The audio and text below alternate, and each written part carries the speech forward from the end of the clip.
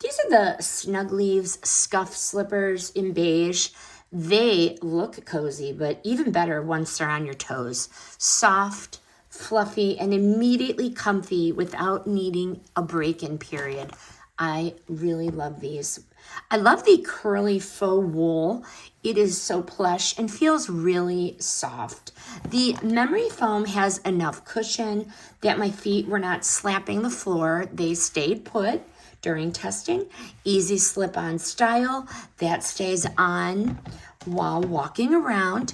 The sole is definitely secure enough for quick outside moments, porch, mailbox run, pick up packages. They're warm without being heavy, without being suffocated.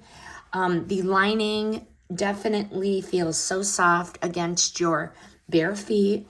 And they do look nicer than your average house slipper, so you don't feel sloppy wearing them. They're super cute.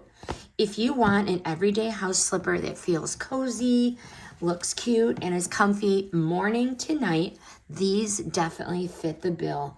The Snug Leaves are the kind that you're gonna leave by the bed and reach for automatically. This video was sponsored by the brand.